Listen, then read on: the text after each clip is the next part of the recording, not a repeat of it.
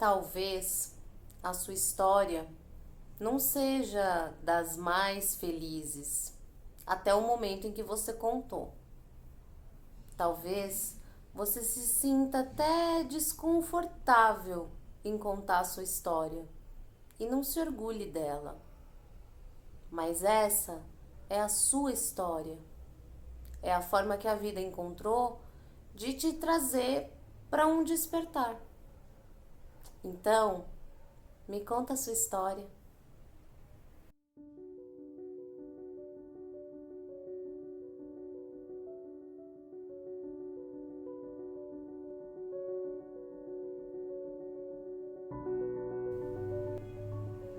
Olá pessoal, por aqui Nanagotas, e esse é o segundo vídeo da série Me Conta a Sua História. E se você tá gostando desse canal, se você tá gostando dessa série, deixa o seu like, se inscreve no canal e acione o sininho para você receber as notificações e deixa o seu comentário que eu vou adorar interagir com você. E vamos ouvir mais uma história.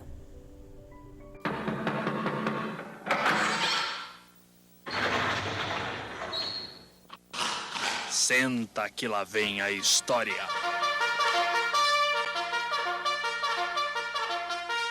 Oi Naná, boa tarde, fiquei de te enviar minha história, sou do grupo Gotas e aí vai.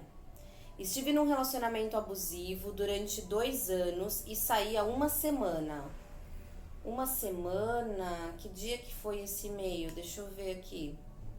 Dia 27 de junho. Olha! Hoje eu estou gravando dia 25 de julho. Vai fazer um mês. Se não teve nenhuma recaída, né? E saí há 2 semanas. Nos conhecemos de uma forma que na época eu considerava bem bonitinha. Tipo história de Cinderela, sabe? O Cicê. Eu esperava abrir a empresa, tomando um café e lendo um livro em uma padaria que ele também frequentava. E ele passeava com seu cachorro e eu amo cachorro. E havia saído de um relacionamento de 6 anos. Havia 6 meses. Então havia 6 meses que ela tinha saído de um relacionamento de 6 anos e aí ela conheceu esse rapaz. Estava felizona, me redescobrindo, fazendo meus esportes que amo muito. Eu observava aquele homem bonito, interessante, misterioso, mas minha leitura intuitiva percebia algo estranho nele. Eu achava ele com um jeitinho meio mal-humorado, meio brabo, mas eu não dei bola, afinal poderia ser meu filtro. Pi, pi, pi, pi, pi, pi, pi, pi. Sinal vermelho. A gente sente alguma coisa estranha, mas... Caí na besteira de perguntar quem é ele, a dona da padaria, que não era uma amiga exatamente, apenas uma conhecida. Mas perguntei de curiosa, porque na verdade eu não queria ficar com ele. Chegou aos ouvidos dele, ele se interessou por mim e a codependência aqui se sentiu especial, né? Ah, meu desejo de ser amada. Sou uma mulher independente, tenho meu apartamento, minha profissão, batalho desde muito nova, desde meus 14 anos de idade. Hoje estou com 40 anos, saí de casa aos 14, cresci numa família disfuncional. Meu pai saiu para trabalhar e nunca mais retornou. Eu tinha 5 anos, tenho 3 irmãos e um por parte de pai. Esse tem a mesma idade do meu irmão mais novo, de fora do casamento. Minha mãe dona de casa e meu pai caminhoneiro já falecido. Ah, então eu entendi que o pai dela saiu para trabalhar e não voltou. O pai dela era caminhoneiro, né? Passamos muitas dificuldades financeiras, eu tive que ir morar com a minha avó paterna. Até meus 11 anos de idade, quando retornei para casa da minha mãe. Olha como essa história é parecida com aquela história que a gente leu no primeiro vídeo, gente. Eu me impressiono com isso, as histórias são muito parecidas, né? Fui morar com minha avó aos 7. Dos 5 aos 7, eu ficava sozinha em casa e meu irmão mais novo na creche. Achei que a culpa por ele ter partido, nos deixado, tinha sido minha, porque eu não deveria ser uma boa menina, afinal era teimosa, briguenta, brava, revoltada, Percebam que a culpa, o medo, normalmente estão envolvidos nessas histórias, né? Cresci aprendendo a ter que dar conta de mim sozinha e acredito que bem antes do tempo em que as crianças de verdade costumavam se virar. Outro episódio que marcou minha infância, o abuso que sofria do meu padrasto aos 9 anos. Falei para minha mãe que nada fez. Acho que ela acreditava depender dele, sobretudo financeiramente. Cresci com uma crença distorcida da realidade. Isso é consciência. E hoje fico querendo ser a boa menina, síndrome de boa menina. Bom, esse relacionamento começou de forma bem intensa e não foi o meu primeiro relacionamento abusivo. Foi meu terceiro. No primeiro ocorreu muitas agressões físicas. Ele era alcoólatra e usuário de drogas. O segundo, os abusos eram sutis. E eu era como mãe ou irmã dele, mas esse não tinha problemas com droga. Esse último, ele é alcoólatra e usuário de drogas, maconha e cocaína. Essa última se considerava liberto, mas teve recaídas enquanto estávamos juntos. Nesse meu último relacionamento, no primeiro mês praticamente, já estávamos morando juntos. Noivamos no terceiro mês. Os abusos começaram no primeiro mês e eu não dei importância às minhas intuições. Eu percebia que ele tinha um comportamento explosivo, até mesmo com a mãe dele. Ele tinha 40 anos de idade, hoje tem 42. Não trabalhava, nem estudava. Aliás, tinha trancado a faculdade de Direito, porque segundo ele, esteve em depressão por conta da ex-companheira que o abandonou e o traiu. Até hoje não sei se traiu de fato. Me conheceu e voltou a se matricular. Faltava pouco para concluir a graduação. Durante o tempo que estivemos juntos, ele não conseguiu se formar. Nos conhecemos e rapidamente, num rapto violento, passamos a morar junto, dividir o mesmo teto dele. Abandonei minha casa, fechei e fui. Noivamos. Acreditei estar apaixonada por tamanho cuidado que ele dava a mim. O ciúme dele comprometia tudo. Ele não acreditava que existisse amizade entre homem e mulher, então eu não podia ter amigos homens. Morria de medo de encontrar algum amigo se estivesse com ele por perto. O abuso evoluiu de xingamentos e desrespeito para agressão física, chutes, gritos, violência psicológica, controle. Quando completou 1 ano, retornei a fazer terapia. Queria me cuidar e sair desse ciclo abusivo e de manipulação, da violência psicológica. Passei a ver vídeos e ler sobre abusos narcisistas, borderline e tudo mais. Sobre codependência. Nunca li tanto na minha vida. Quando estou num lugar de dor, minha fuga também é ler. Entro para dentro de um livro fácil. Na terapia, me dei conta da manipulação que vinha sofrendo. Gaslighting. Ele alterava a minha percepção da realidade e eu duvidando, será que estou num relacionamento abusivo? Sim, com tantos sinais a gente ainda duvida, né? Passei a buscar grupos de ajuda, comecei a participar online e isso passou a irritá-lo, pois eu passava alguns momentos ali, no grupo, quando as salas abriam e os abusos sempre prosseguindo. Nesse processo eu achei o Gotas. Perto do meu aniversário, agora em abril, ele teve um dos seus surtos depois de beber e me agrediu fisicamente. Eu decidi que sairia fora. Foi o estopim. O pai dele me implorou para ficar e ele também. Disse que faria terapia. Ele passou a fazer terapia, mas percebi que os traços abusivos dele não estavam mudando.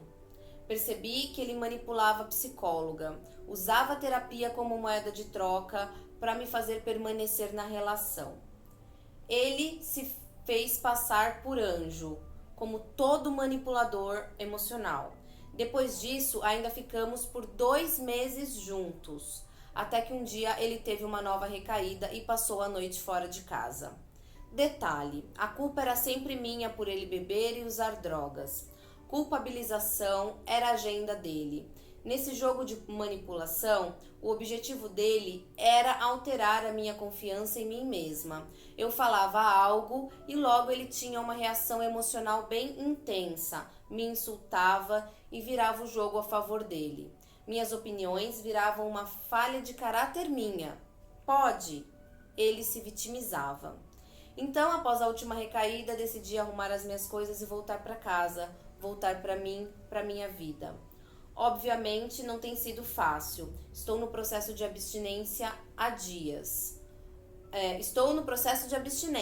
Há dias bons e outros que me bate um desespero. Estou seguindo no contato zero. Espero que minha história ajude outras mulheres. Minha flor, um beijo. Eu pulei algumas partes da história, porque são partes muito pesadas, né? De violência que ela sofreu. Eu acho que não vem ao caso. Mas tem algumas coisas que eu acho que a gente pode observar aqui nessa história, né?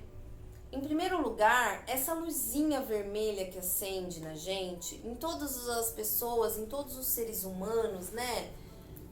Acende uma luzinha assim, falando, nossa, tem alguma coisa estranha aqui.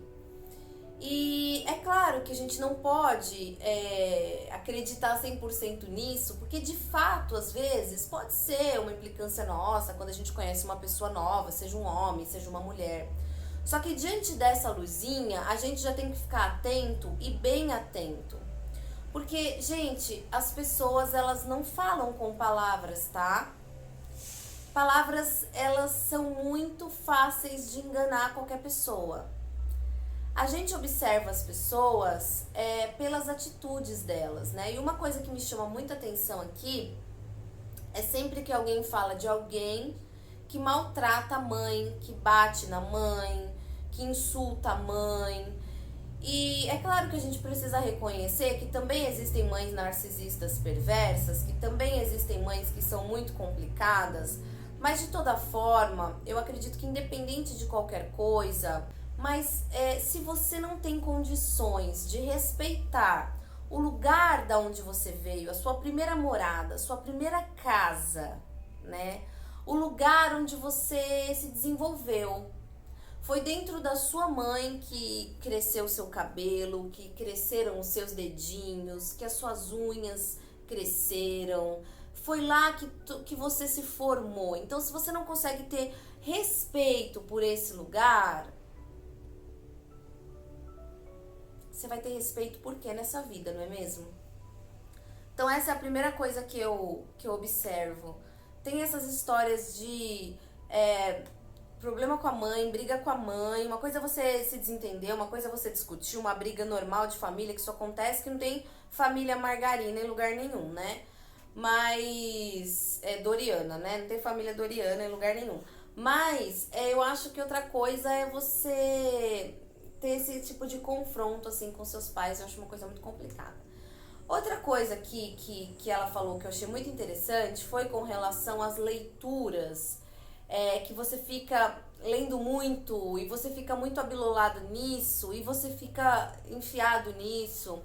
Então, assim, gente, eu sempre falo isso, né? Quando a gente tá querendo aprender sobre algum tema, quando a gente tá querendo descobrir alguma coisa, a gente mergulha naquela leitura e a gente quer saber tudo de narcisistas perversos e a gente quer saber como é que quais são as características, as 5 coisas que eles não falam, as 10 que eles falam, o que é isso, o que é aquilo, o que são os macacos voadores, o que é isso, já vai fuçar em tudo.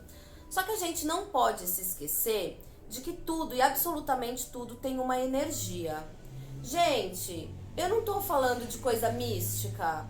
É muito simples. É só você parar para observar. Procura pesquisar sobre determinados temas, como guerras, por exemplo. Procura estudar o Holocausto. Você vai ver que você vai ficar na bad total. Você vai ficar mal. Porque essas informações, elas têm uma dor com elas têm uma energia com essas informações, né? A mesma coisa, se você vê histórias positivas, se você ouve coisas positivas, isso vai criar imagens positivas na sua cabeça, isso vai mexer com toda a sua estrutura. A gente trabalha com programação neurolinguística assim, com imagens, com sons, né? Então, a gente precisa tomar muito cuidado quando a gente mergulha em certos universos, porque tem um peso nesse universo, né? E daqui a pouco a gente começa a ficar tão enfiada nisso, que a gente começa a ver narcisismo em todo mundo é narcisista. E de fato todo mundo tem aí um pouco de narcisismo, que dentro de um limite é saudável, é a autoestima, né?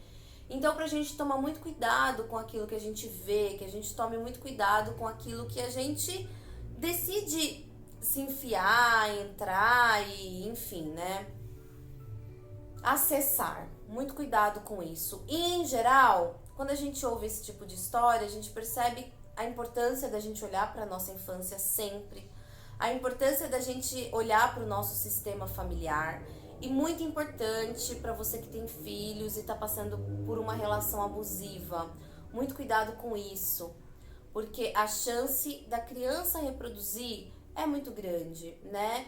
Enquanto filhos, nós não nos sentimos no direito de ser mais felizes que os nossos pais. Então essa é uma coisa para se pensar. Mas isso fica para o próximo vídeo, porque esse vídeo já está gigantesco. Se você está gostando desse canal, se inscreve aqui, clica no sininho para receber as notificações, deixe seu like, deixe seu comentário, comentários sem julgamentos. Eu vou apagar qualquer comentário que tenha julgamento. Vamos aprender a ouvir as histórias das pessoas de forma amorosa, de forma com o mínimo, né, de empatia. Então, muito bom estar aqui com você. Como eu sempre digo, eu ficaria horas aqui fazendo isso, mas o vídeo já está muito longo. Um beijo e até o próximo vídeo. Tchau, pessoal! Até lá!